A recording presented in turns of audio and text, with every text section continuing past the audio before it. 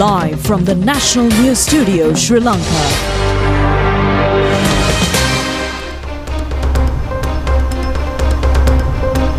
Hello there, good evening. You're watching the National News broadcast live on ChannelEye. I'm Chaga Gamage. I'm Dilanjali Ananda, and these are the headlines.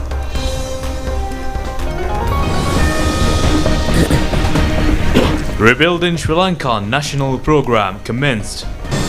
Educational reforms of grade 6 deferred till next year.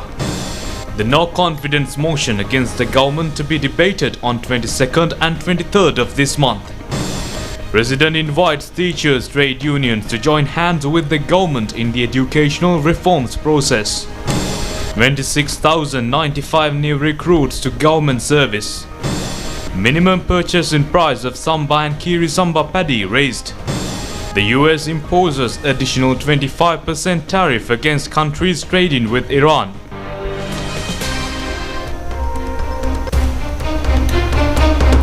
Well, now we move on to those and other stories in detail.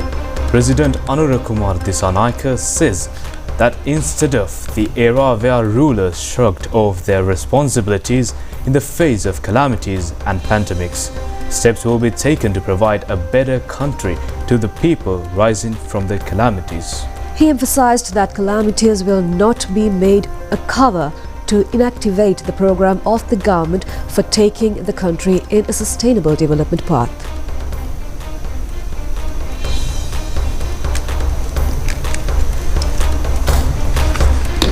The President made this observation joining the inaugural function of the Rebuilding Sri Lanka National Programme today.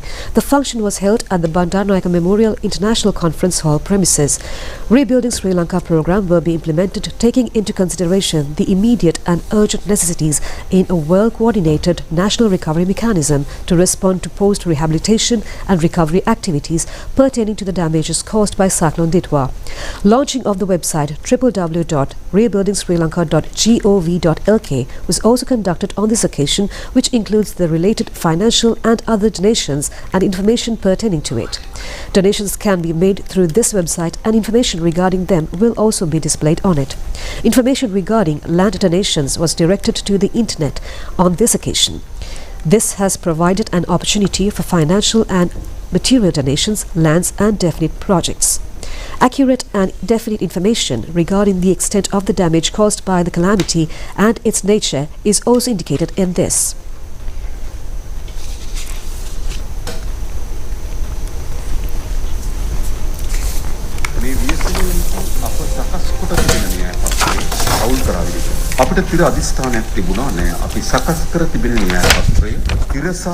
President Anurakumar Dissanayake reflected on the significant challenges and pivotal moments facing Sri Lanka in 2025. He described the years as the turning point for the nation, marked by various crises that have tested the country's resilience. He noted that many expected the ongoing crisis to disrupt the government's establishment plans and policies. He asserted that the government remains steadfast in its commitment to the policies they have developed, viewing them as essential for the country's sustainable future.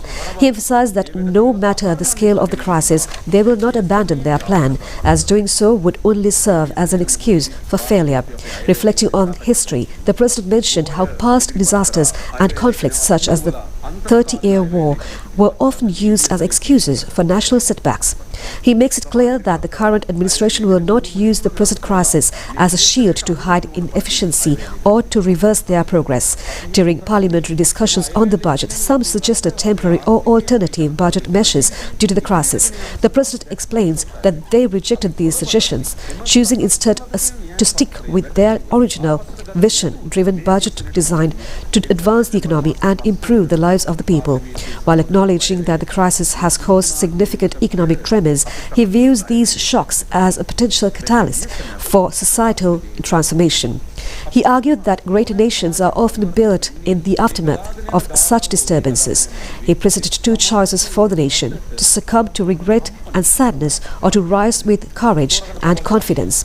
He concluded by stating that the government has chosen the latter path, committed to rebuilding a stronger nation through resilience and collective effort. අපි ආණ්ඩුවක් හැටියට තෝරන් තියෙන්නේ මා කියපු දෙවෙනි පාර අප මෙම කම්පණය මත යලි Ministers and parliamentarians, foreign ambassadors, state officials, intellectuals, artists and a number of others were present on this occasion.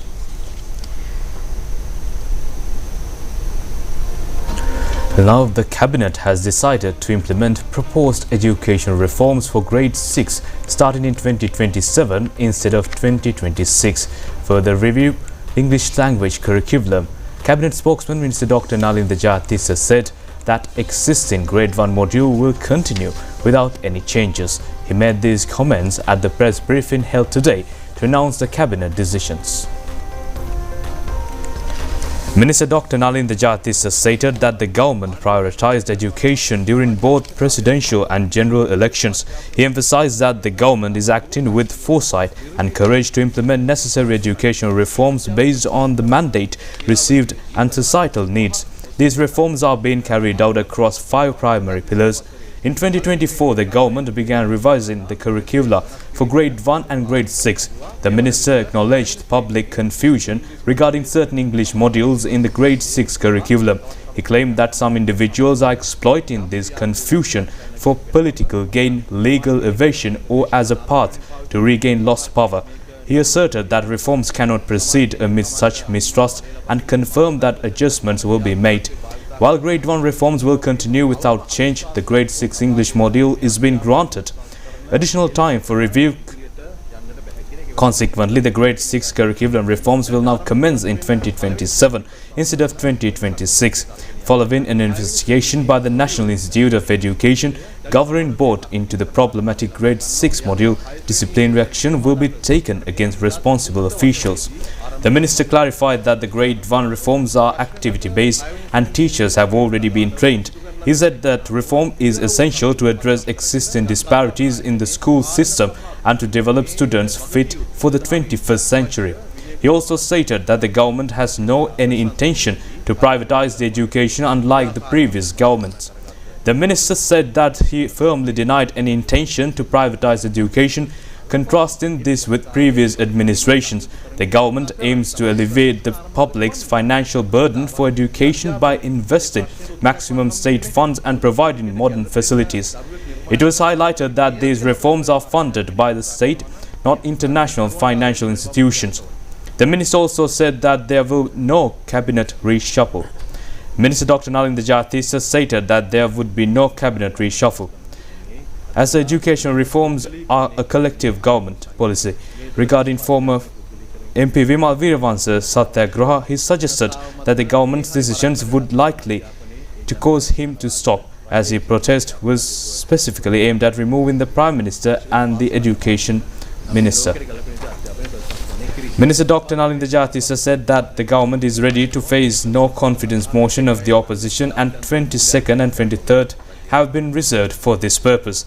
The minister said that the government expressed readiness to address these matters during the no-confidence motion brought by the opposition scheduled for January 22nd and 23rd.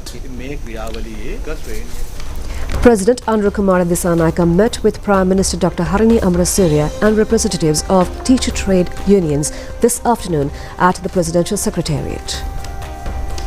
Teacher trade union representatives pointed out that they accept the new education reforms implemented by the government and their necessity, but noted that grade 6 syllabus should undergo a new revision. Furthermore, they expressed their readiness to work alongside the government in the new education reform process. It was proposed that these activities be carried out under the supervision of a formal mechanism consisting of the National Education Commission, the National Institute of Education, educationists, lawyers, university professors and trade union representatives from the education sector. They emphasized that gaining the trust of teachers and parents is essential to making the education reforms a success, pointing out that a transformation cannot be carried out amidst doubt or mistrust. President Anurukumar Disanayake invited the teacher trade union representatives to work together with the government on the new education reforms. Briefing the union representatives on the new education reform process, the president stated that the Grade 1 reforms will be implemented as planned. He further mentioned that the government intends to commence the Grade 6 reforms in 2027 after resolving existing issues in module preparation, delays in teacher training and technical difficulties. The president also stated that the infrastructure required for the reforms would be provided through government financial provisions and not from funds of parents. Attention was also drawn to inter-provincial teacher transfers, promotions, salary anomalies and issues regarding the principal's service during this meeting. Meanwhile, the seminar and the dialogue on justice and remembrance organized on behalf of media persons who underwent torture, disappearance and assassinations was held in Colombo yesterday. It was conducted by the Jana Balavegi organization. Social analyst Vidarshana Kannangar noted that a group of extremely corrupt and racist opposition factions, including individuals like Vimal Veeravansa, have come forward to oppose the education reform proposals and Harini Amarasuriya. He described that Satyagraha as a campaign of severe sexual harassment against women. He claimed that these individuals are used in extreme sexist language against Harini Amarasuriya and others, describing the behavior as a sexual outburst. He criticized wild media outlets for selling these statements to the public for profit.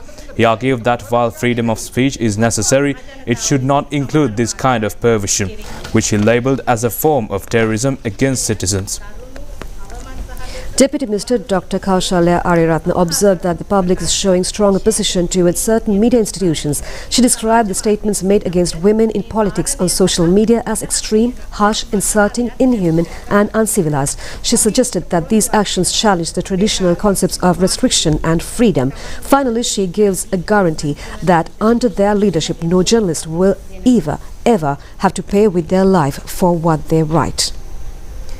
26,095 persons are to be newly recruited for the government service. Cabinet spokesman Minister Dr. Nalinda Jayatissa revealed this at the media briefing to inform cabinet decisions at the Department of Government Information today.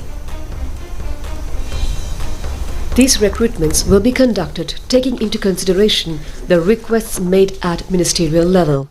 23,344 out of the total will be recruited for the teaching services. Prime Minister Dr. Harini Amarasuriya presented to the Cabinet the concerned proposal to conduct recruitments recommended by the committee appointed to manage the staff and review the recruitment process to government service. Cabinet of Ministers approved to raise the minimum price in purchasing paddy with the objective of promoting samba and kiri samba cultivation during the forthcoming seasons. Accordingly, a kilo of nadu rice of the present standard will be maintained at a rate of 120 rupees. A kilo of samba rice will be fixed at 125 to 130 rupees, while a decision has been taken to raise the minimum price for a kilo of kiri samba paddy and will be raised from 132 to 140 per kilo. The proposal was presented by Minister K.D. Lal Kantha. The Cabinet approved to raise the festival advance of 10,000 rupees given to government officials to 15,000 rupees. Minister Professor Chandana Abeyratne presented the concerned proposal to amend the Establishment Code and concerned acts of it to issue circular guidelines.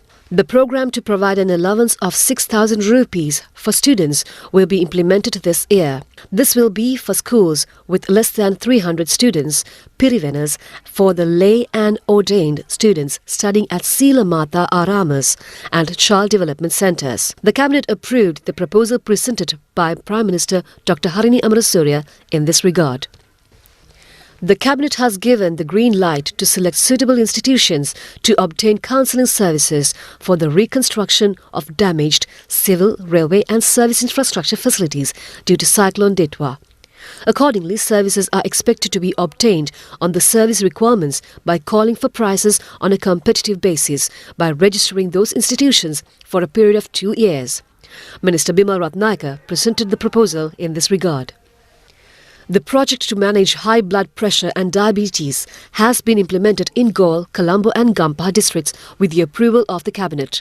An agreement will be entered into with a concerned institution in order to obtain $242,125 of financial grants. Minister Dr. Nalinda Jayatissa presented the concerned proposal.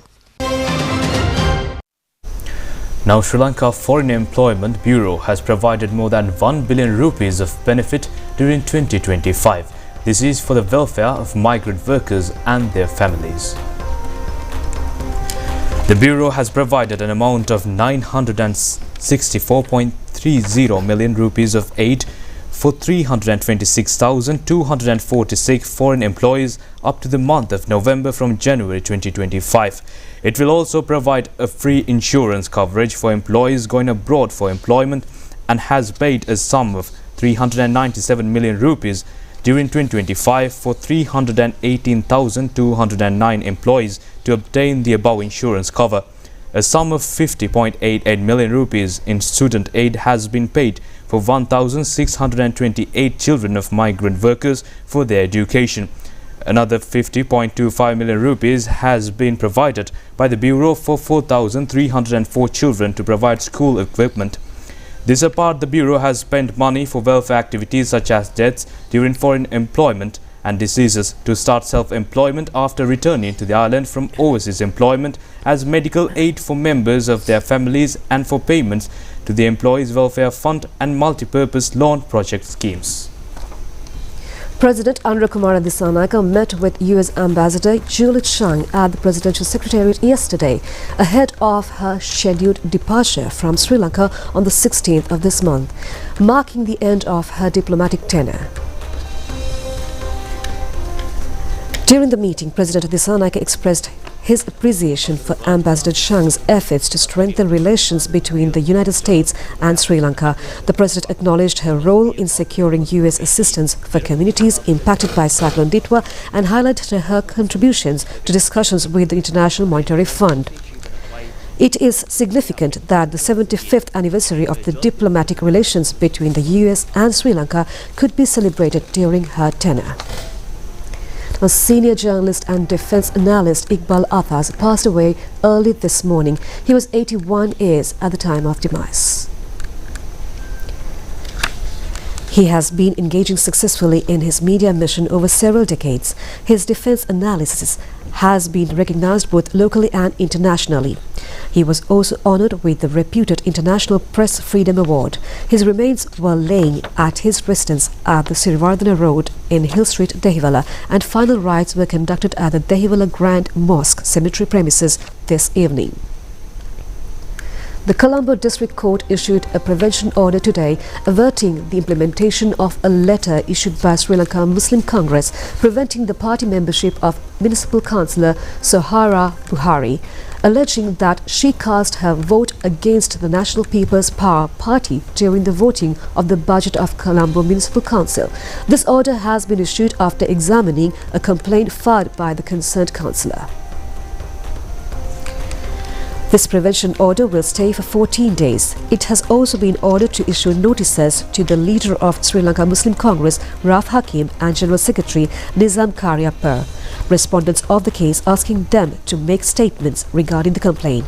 It has been ordered today to call the pre-trial conference on the 11th of February in the case filed against Ramitha Ramukwala, son of former Minister Kehele Ramukwala. The case was taken up before the Colombo High Court Judge Mohammed Mihal today. He has been alleged of earning assets illegally to the tune of 270 million rupees. Meanwhile, the Colombo High Court ordered today to call for hearing the case against former Minister Kehele Ramukwala, his wife, 3 daughters and son-in-law on the 13th of February, alleging him of committing the offence under the Money Laundering Prevention Act. The Jewels 2026 International Gem and Jewellery Trade Exhibition officially opened today in Colombo. This exhibition is aimed at strengthening the country's position as a key hub in the global gem and jewellery trade. The Jewels 2026 International Gem and Jewellery Trade Exhibition and Competition commenced this morning at the Colombo Lotus Tower, marking the 14th edition of the event. The opening ceremony was held under the patronage of Deputy Minister of Tourism Professor Ruwan Ranasinghe, highlighting the close link between Sri Lanka's mineral resources and its tourism and trade strategy. Organized by the Gemologists Association of Sri Lanka, the three-day exhibition brings together international buyers, collectors and designers and industry experts. The event focuses on promoting ethical sourcing, scientific certification and global confidence in Sri Lankan gemstones, including the internationally recognized Ceylon sapphire. This year's exhibition also features a gem and jewelry design competition showcasing local talent and encouraging value addition through design and innovation.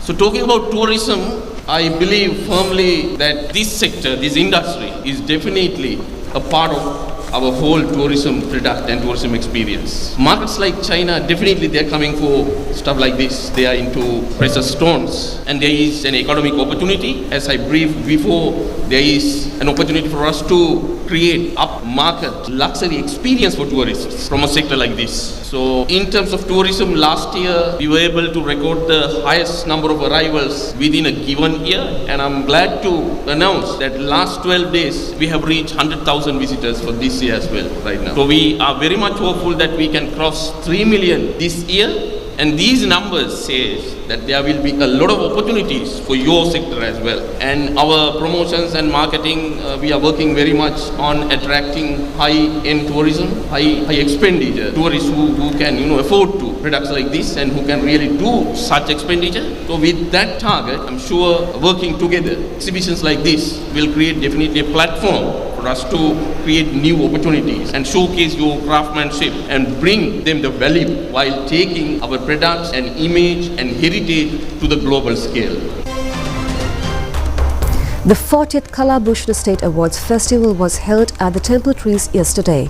200 artists island-wide were felicitated with Kalabhushna Awards on this occasion.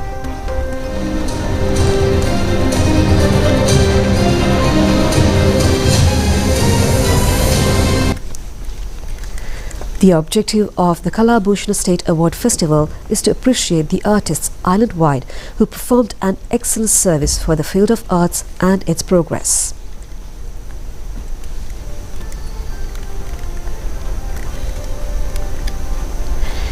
The award-winning artists were presented with the Kalabhushna title, the Felicitation Award and the certificate along with monetary prizes. Awards were presented in a number of areas including music, dance, arts, literature, drama and sculpture. Somaratna Balasurya, Janaka Fonseca, R. Shadagopan, D.G. Somapala, Vinny Hettigoda, Lucian Bulat Singhala, Ernie Peris, Manoj Peris, Niranjala Sarojini, Miranda Hemalata, Indrani Bogoda and a number of national-level artists were felicitated with awards on this occasion. People's representatives, state officials and artists representing various fields joined the awards function jointly organized by the Ministry of Buddha Sasana, Religious and Cultural Affairs and the Department of Cultural Affairs. Chairman of the Milko company, Hemajiva Gotabis, says that Milko has become a profit-making entity at present. He made this comment at the launch of new series of Highland ice cream brands to the market in an innovative way. Aim of this new series of products introduced today in Colombo to provide more quality and attractive experience to customers. The Milko expects to further confirm its identity in Sri Lanka ice cream in the market. Chairman and top management of the company and many others were graced in this occasion. Now, film award history has taken an unexpected turn as a dog has stolen the spotlight at a major international ceremony. Organizers of the Astra Film Award said a dog named Indy made cinematic history by becoming the first animal to win Best Performance in a horror or thriller. The award was presented at the 9th Astra Film Awards ceremony held in Los Angeles, United States on January 9th. Indy, a Nova Scotia Doug Tolin retriever, won the prize for his leading role in the horror comedy film Good Boy.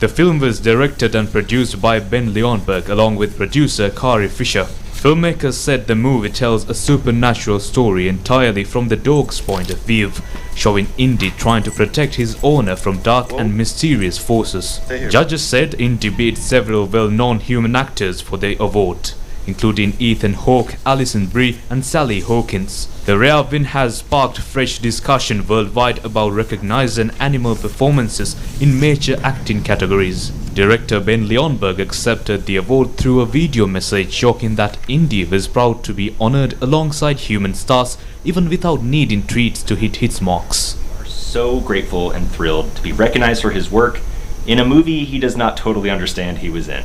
Indy is honored to accept this award, especially knowing that he's standing alongside performers who didn't even need to be bribed with treats in order to hit their marks. The Central Depository Systems Limited and National Development Bank partner to provide streamlined digital dividends payouts. The aim is to increase the efficiency of dividend disbursement systems for companies listed on the Colombo Stock Exchange. The partnership aims to strengthen capital market infrastructure and streamline the investment process for issuers and investors. Through this partnership, which was formalized by way of a service agreement, NDB enables listed companies on the CSE to seamlessly handle dividend payouts through a dedicated system. The service offers numerous disbursement auctions, including electronic fund transfers, check processing and other customized disbursement methods. This is a crucial step in improving the dividend distribution process for companies and enhancing their overall investor relations. Now, the Colombo Stock Exchange ended today trading negatively. The all share price index closed at 23,607.80 after declining by 0.71 points. The S&P SL20 index closed at 6,494.76, down by 7.69 points and 0.12%. Total market capitalization at the close of trading stood at 8.426 trillion rupees. Market turnover for the day amounted to 4.94 billion rupees with 133.25 million shares traded.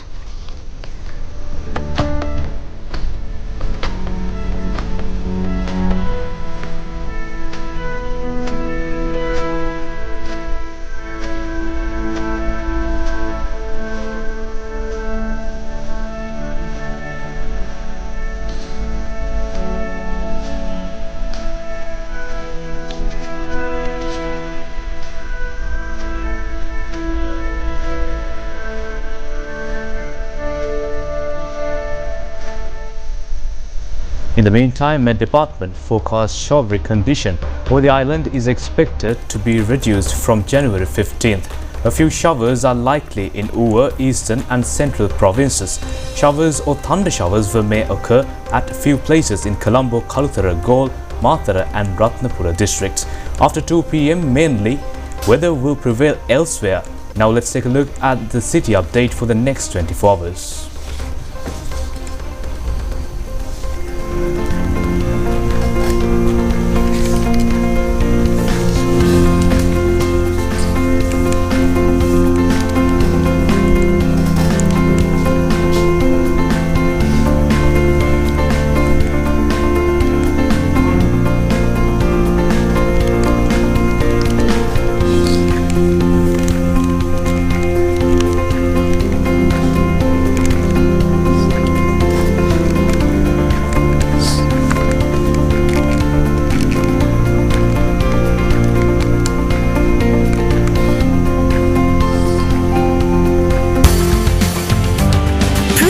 Stella, අපි හැමෝම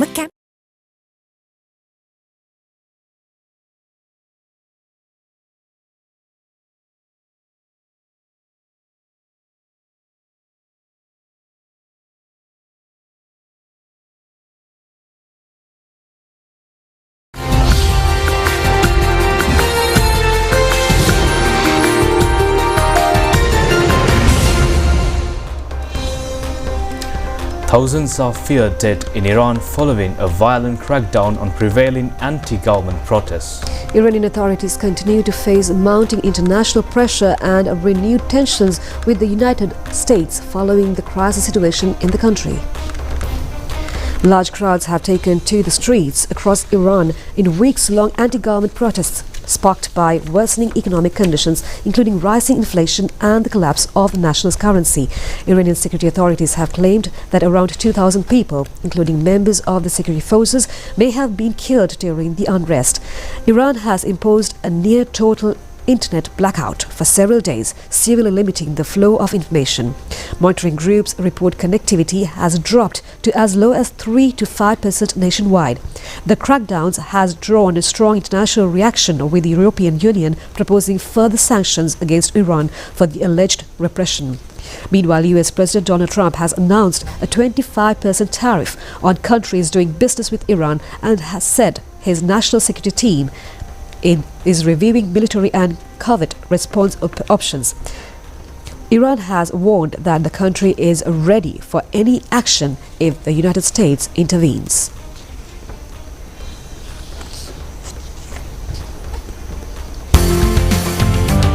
Prima Stella, අපි හැමෝම කැමති.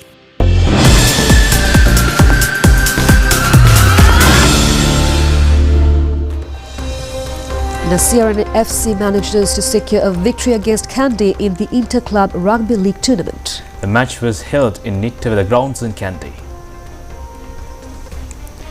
The match was competitive from the beginning despite the heavy rainfall. At the end of the first half, CR and FC players were able to secure 17 points, while Kandy only able to gather 13 points. In the second half, CR and FC players scored 8 points. Kandy was able to collect 7 points. Accordingly, CR and FC won the match by 25 to 20 points. The winners secured the points with 2 goals, a try and 2 penalties. Well, that's it for tonight. Make sure to join us at the same time tomorrow. Have a pleasant evening and a great week ahead. Good night.